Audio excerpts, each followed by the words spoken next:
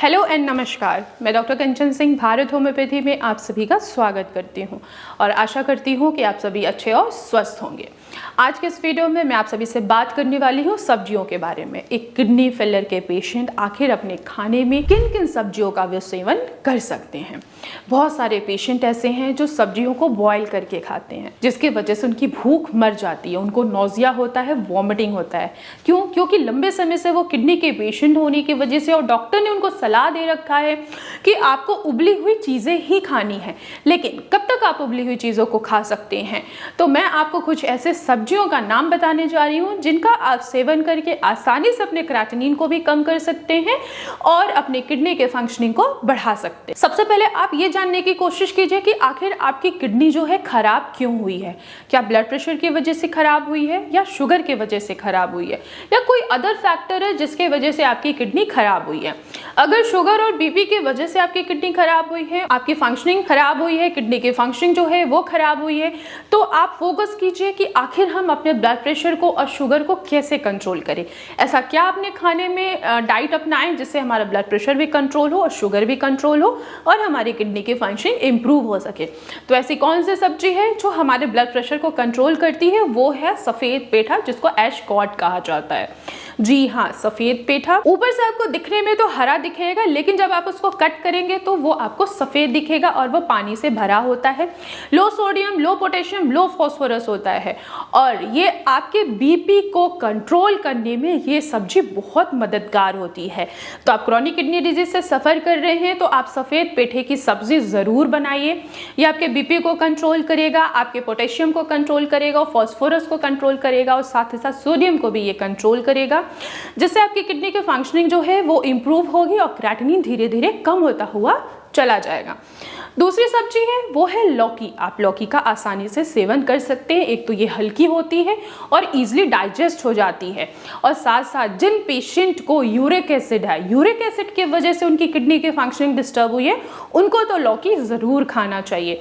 आपने देखा होगा जब भी आप रिपोर्ट्स कराते हैं, आपका क्रेटिनिन यूरिया बढ़ने के साथ साथ आपका यूरिक एसिड भी बढ़ा होता है। आपका यूरिक एसिड बढ़ रहा है तो भी आपकी किडनी की फंक्शनिंग बेहतर नहीं हो सकती है और भी ज्यादा आपकी किडनी की फंक्शनिंग डिस्टर्ब होगी। तो हम अपने यूरिक एसिड को कम करने के लिए आप लौकी का सेवन कीजिए। लौकी जो है एक तो इजीली डाइजेस्ट भी हो जाएगा और आपके यूरिक एसिड को भी बाहर निकालेगा, क्रेटिनिन को भी कम करने में मदद करेगा। तो जिन पेशेंट की किडनियां लंबे समय से यूरिक एसिड की वजह से खराब हुई हैं, आप लौकी का सेवन जरूर कीजिए। ये आपके किडनी के फंक्शनिंग को इंप्रूव करता है और क्रेटिनिन को कम करने में आपकी मदद करेगा। तीसरी सब्जी है वो है कद्दू। आप कद्दू का भी आसानी से सेवन कर सकते हैं। कद्दू में भी लो पोटेशियम होता है और ये इजीली डाइजेस्ट भी हो जाता है और आपके क्रेटिनिन को कम करने में ये मदद करते हैं। तो और ब्लड प्रेशर को भी कंट्रोल करने में कद्दू है वो आपकी हेल्प करता है।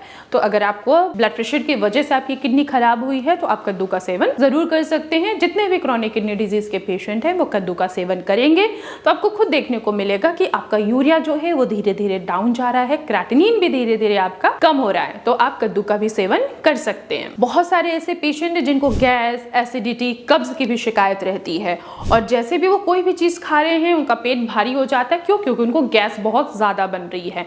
तो जब गैस बनेगा तो इससे क्या होगा, ये आपके हार्ट पे प्रेशर देगा और आपका ब्लड प्रेशर इंक्रीज हो सकता है। तो ऐसे कंडीशन में अगर आप परवल का सेवन करते हैं तो परवल एक तो हल्की होती है, इजिली डाइजेस्ट भी हो जाएगा, गैस एसिडिटी भी कॉज नहीं करता है और ये पेट को साफ करने में भी मदद करता है और आपके क्रेटिनिन को कम करने में ये मदद करता है। तो आप आसानी से परवल का भी सेवन कर सकते हैं। पांचवी सब्जी है तोरी, और टिंडे का भी आप सेवन आसानी से कर सकते हैं। तोरी भी है, इजिली डाइजेस्ट होता है, इसमें लो पोटेशियम होता है, लो सोडियम, लो फास्फोरस होता है। यह आपके लेवल्स को एलिवेट नहीं होने देगा, बढ़ने नहीं देगा, उल्टा ये आपकी किडनी के फंक्शनिंग को इंप्रूव करेगा और आपको हाइड्रेटेड रखेगा और आपको ठंडक रखेगा। बहुत सारे ऐसे पेशेंट हैं जिनको पानी की कमी होती है क्योंकि वो मजबूर हो जाते हैं कि हाँ उनको सिर्फ 1 लीटर या 1.5 लीटर के करीब ही पानी पीना है। तो ऐसे कंडीशन में अगर आप तोरी का सेवन करते हैं तो ये आपके बॉडी को हाइड्रेटेड भी रखेगा, साथ ही साथ आपकी किडनी के फंक्शनिंग को भी इम्प्रूव करेगा और क्रिएटिनिन को कम करने में आपकी मदद करेगा। तो ये रहे 5 वेजिटेबल्स जिनका आप आसानी से सेवन कर सकते हैं। ध्यान रखिएगा, विंटर आ रहा है, सर्दियों का सीजन आ रहा है, तो आपको पत्तेदार सब्जियों से बचना है, क्योंकि पत्तेदार सब्जियों में पोटेशियम होता है जो आपके पोटेशियम को बढ़ा सकता है और कार्डियक अरेस्ट जैसी संभावना भी बढ़ सकती है। क्योंकि देखा गया है जिन पेशेंट में पोटेशियम बहुत ज़्यादा बढ़ जाता है तो ऐसी कंडीशन में हमें इमीडिएट पेशेंट की डायलिसिस करानी पड़ती है, क्योंकि अगर आपको डायलिसिस नहीं कराया जाए तो आपको बचाना मुश्किल हो जाता है। तो ध्यान रखिए, कोई भी हरे पत्तेदार सब्जियों का आपको सेवन नहीं करना है। केवल उन्हीं आप सब्जियों का सेवन कीजिए जो जमीन के ऊपर उगती हैं, जैसे कि लौकी है, घिया है, तोरी है, परवल है, टिंडे हैं, फूल गोभी और पत्ता गोभी, इनका भी आप आसानी से सेवन कर सकते हैं, लेकिन वंस अ वाइल, यानी कि आप मंथ में 1 या 2 बार ही पत्ता गोभी और फूल गोभी का सेवन कर सकते हैं। तो मैं आशा करती हूँ कि आप लोगों को समझ में आया होगा कि किडनी फेलियर का पेशेंट आखिर सब्जियों में किन किन सब्जियों का वो सेवन करें। तो आज की वीडियो में बस इतना ही, फिर मैं मिलूंगी नेक्स्ट वीडियो में, तब तक के लिए धन्यवाद।